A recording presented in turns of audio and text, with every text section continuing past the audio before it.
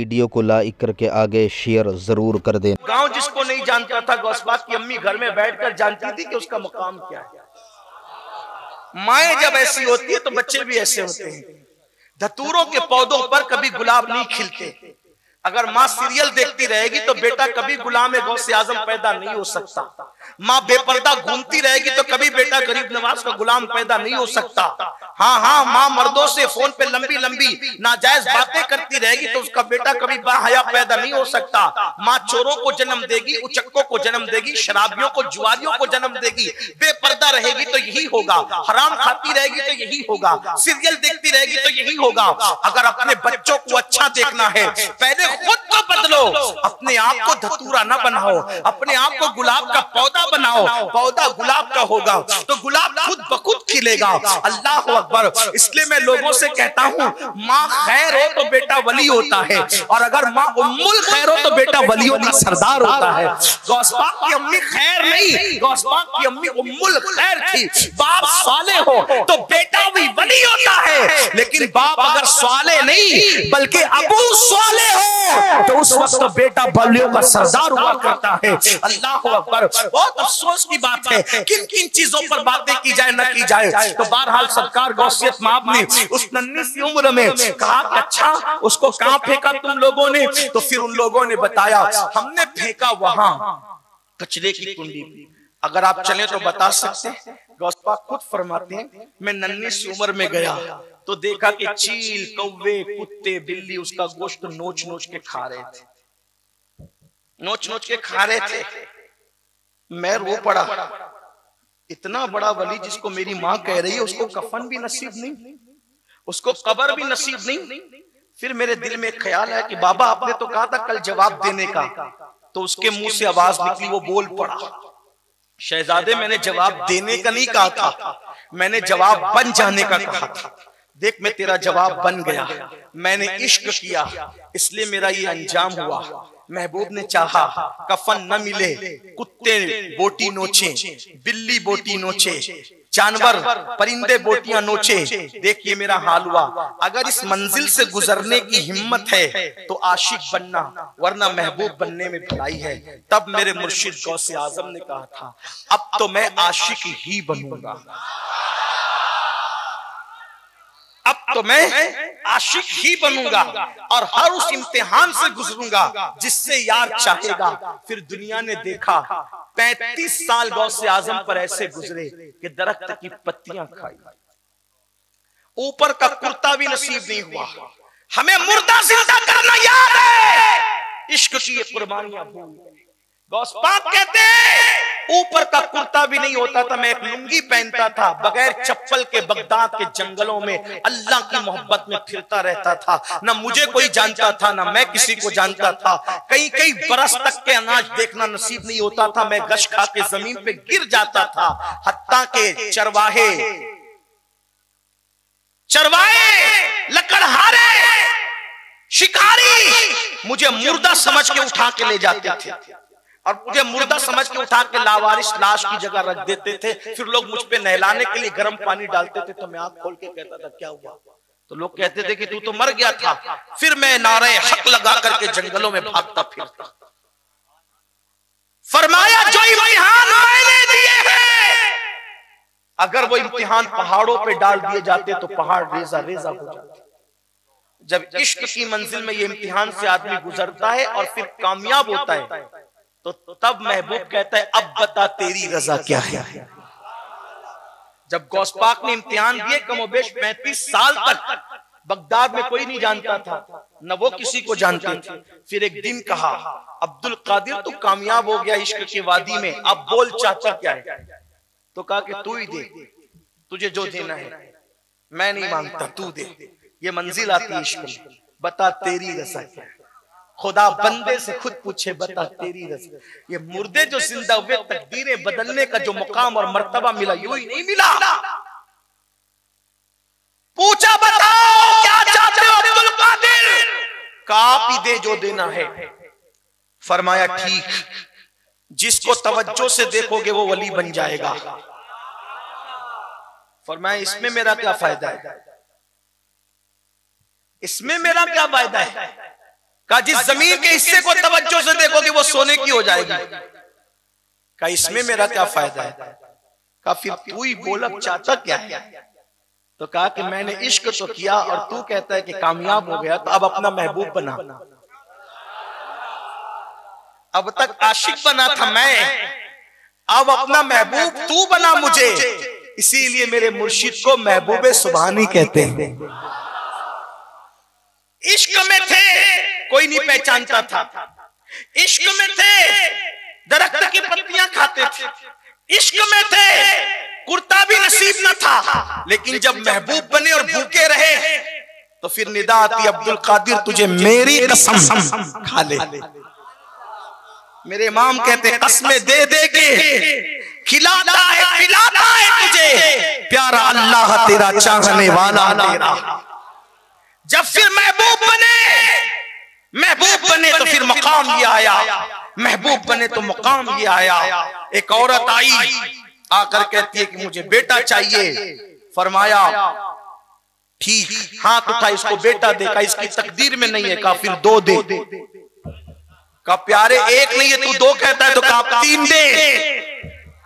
कहा एक नहीं है प्यारे तू 3 कहता है, मौला 4 अता कर। बाज लोग कहते 7, बाज लोग कहते 11। फिर कहा एक नहीं है तू 7 और 11 की बात करता है। तो अर्ज करते हैं जब कबूल नहीं करना था तो दुआ की तौफीक क्यों अता की? जब तौफीक अता की तो झोली भर देखा, यही तो तेरी अदा पसंद है। जा हमने इसको 11 बेटे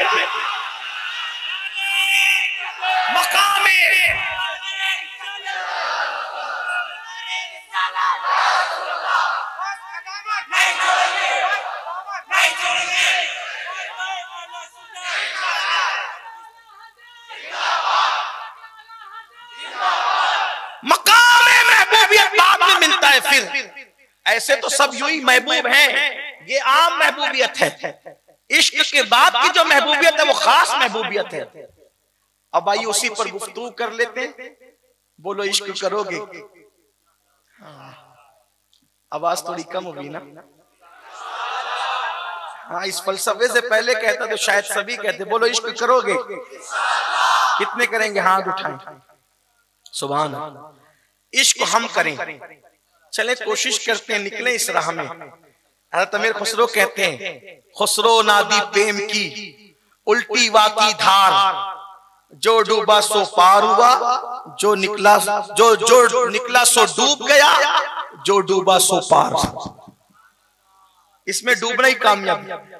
अल्लामा अब रूमी फरमाते हैं आशिक बन जा तू सब बनेगा।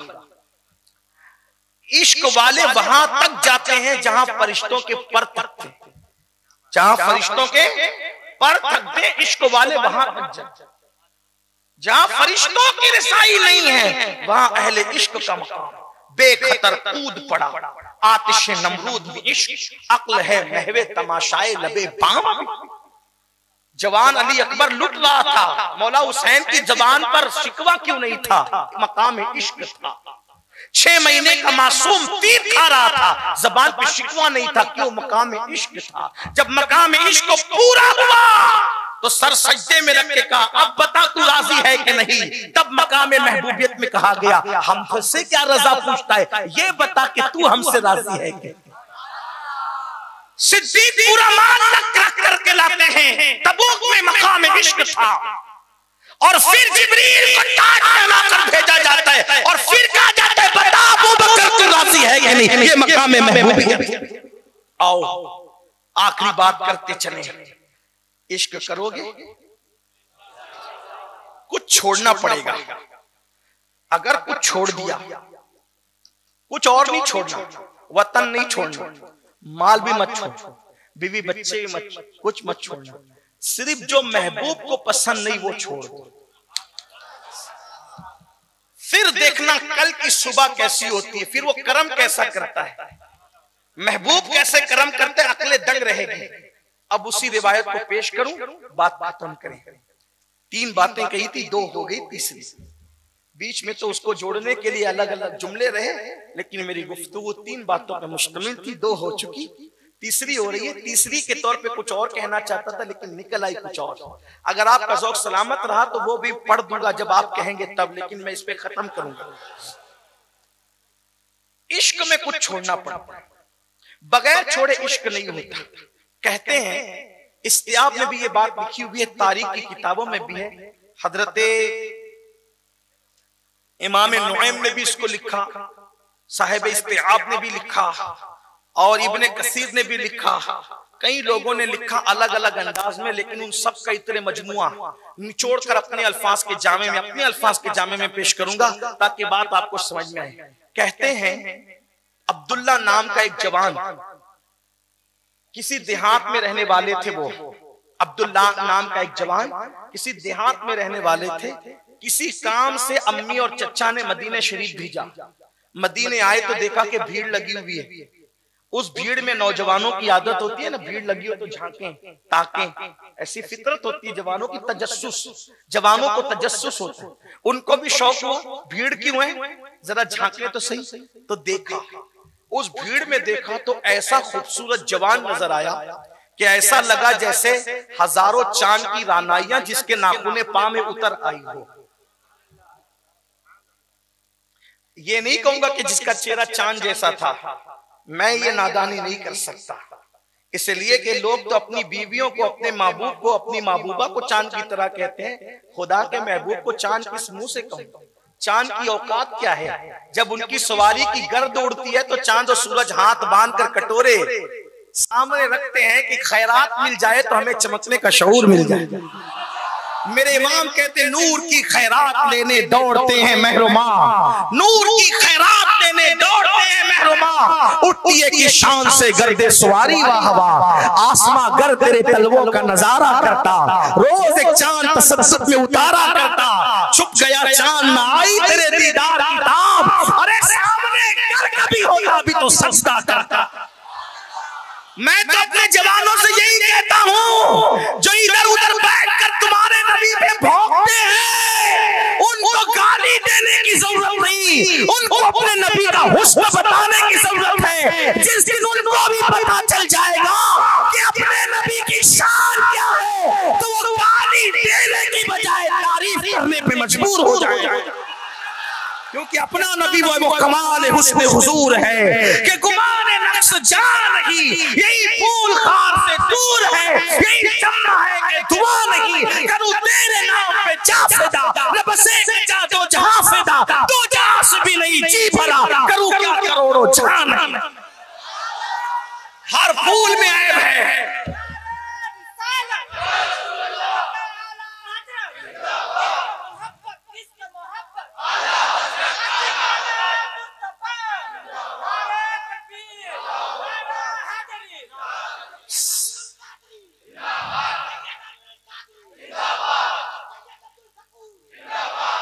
सलामत रहो, अल्लाह आपकी मोहब्बतों को सलामत रखे। लेकिन मैं लोगों को कह चुका हूं, कहता हूं कि जब महफिल सजे तो मेरे नाम का नारा अभी मत लगाओ, इसलिए कि मेरे नाम का नारा उस दिन लगेगा जब मेरा खात्मा ईमान पर होगा, उससे पहले आप ना लगाएं। बस मेरे लिए दुआ करें, अल्लाह ने मुझे हर नेमत दी, बस अब एक नेमत की ख्वाहिश है कि अल्लाह ईमान पे रखे और ईमान पर महबूब के शहर में मुझे मरना नसीब करे, उनके कदमों में। बस मेरी एक तमन्ना है, अगर आप मुझसे मोहब्बत करते हैं तो अपनी दुआओं का हिस्सा बना ले कि मेरे लिए ये मांग दे कि ईमान पे बकी, फिर जो रहेंगे वो नारे लगाएंगे, लेकिन अभी मेरे नाम का नारा नहीं, अभी तो मेरे महबूब ही के नाम का नारा लगना चाहिए, अभी तो अब्दुल शकूर बाबा के नाम का ही नारा लगना चाहिए, अभी तो हमारे आकाओं के नाम का ही नारा लगना चाहिए। मेरे नाम का नारा कोई ना लगाया करे, इसका ख्याल करें। आपकी मोहब्बत अल्लाह सलामत रखे, बहुत जज़ा दे, बहुत अच्छे से सुन रहे हैं, और अगर ऐसे सुनने वाले हो तो रात भी गुजर जाए तो बातों का एहसास ना हो। मैं बहुत मुतासिर हूँ आप लोगों से कि आप बहुत शानदार सुने। आपके इलाके का नाम क्या है? तरबा शरीफ। असल में कुछ आपका हिस्सा कम है, लेकिन वो अंदर जो सो रहा है ना, वो गौस पाक का शहजादा, उसका करम ज्यादा है। इसलिए कि मुझे एक साथी ने बताया कि 3 साल तक गौस पाक की चौखट पे झाड़ू लगाते रहे। मैंने कहा एक बार लगाने वाले को ये मर्तबे मिलते हैं कि जो 3 साल तक लगाए वो किस मर्तबे पर हो। ऐसे ही महफिलों नहीं सजा करती है ना, जिंदा महफिल है तो गौस पाक के गुलामों के नाम से सजा करती है। हाँ, जिसके नाम की महफिल ऐसे जिंदा हो उसकी कब्र में रानाइयों का आलम क्या होगा। हाँ, ये उन्हीं का फैज है और वो बगदाद से छन छन करके आ रहा और उसका ताल्लुक बकी के तार से जुड़ा है। बीबी ज़हरा भी प्यार से फरमा रही होगी कि मेरी आल की मोहब्बत में तरबा वाले कितने मचल रहे हैं। नजर पड़ गई तो तुम्हारा भी बेड़ा पार है, मेरा भी बेड़ा पार है। इसलिए कि शहजादी कौनैन सैयदा फातिमा, हमने अपने बुजुर्गों से सुना जो सीना बसीना हमारे सीनों में आया कि फातिमा ज़हरा जितनी मोहब्बत हसनैन करीमैन से करती है उतनी मोहब्बत शेख अब्दुल कादिर जिलानी से करती है। ये गौस की खुसूसियत है, ये गौस आजम की खुसूसियत है, ये गौस आजम का मकाम है। लोग क्या समझते हैं गौस? लोगों को गौस पाक का पता क्या? गौस पाक कहते हैं मुझे किसी पर कयास मत करना और किसी को मुझ पे कयास मत करना। इन्नी आलमो माला तालमून का राज बनकर अब्दुल कादिर जिलानी आया है। अल्लाह के राजों में से एक राज का नाम है अब्दुल कादिर जिलानी। फरमाते मुझे किसी पे कयास मत करना, कोई मेरी तरह नहीं, मैं किसी की तरह नहीं। गौस आजम अल्लाह के राजों में से एक राज। तो बात दूर निकली, अर्ज कर रहा था कि एक जवान देहात में रहने वाला अब्दुल्ला नाम का मदीने मुनव्वरा पहुंचा। भीड़ देखा, जब वहां देखा कि भीड़ है, झांका, देखा कि एक ऐसा हुस्न सरापा मौजूद है कि जिसके कदमों के नाखून में हजारों चांद का हुस्न सिमट आया हो। किसी से पूछा बड़ी सादगी से, कौन है ये? किसी ने कहा ये हमारे आका मोहम्मदुर रसूलुल्लाह है, ये वही है जो नबूवत का ऐलान करते। कहा का मुझे भी कलमा पढ़ाओ ना और इनके दामन से वाबस्ता कर दो। सहाबा कहते हैं हुजूर इतने खूबसूरत थे, हुजूर इतने हुस्न वाले थे कि अगर कोई देख लेता दिल से शैदा हो जाता। फरमाते थे सहाबा अगर हुजूर के मोजेज़ात जाहिर ना भी होते, अगर कुरान का नुज़ूल ना भी होता, तो अल्लाह ने महबूब को हुस्न इतना दिया था जो देखता मुसलमान होने पे मजबूर हो जाता। अल्लाह अल्लाह। अब वो जवान कलमा पढ़ा, भीड़ थी, भीड़ ज्यादा थी, आगे नहीं गए, दिल में इश्क का चिराग जला के घर लौटे। तवज्जो करना है कि जुमले पर जल्दी जल्दी से पढ़ रहा हूं। जब घर पहुंचे किसी ने जाके पहले चुगली कर दी थी उनके चचा को, क्योंकि बचपन में उनके बाप का इंतकाल हो गया था, उनका बाप मर गया था।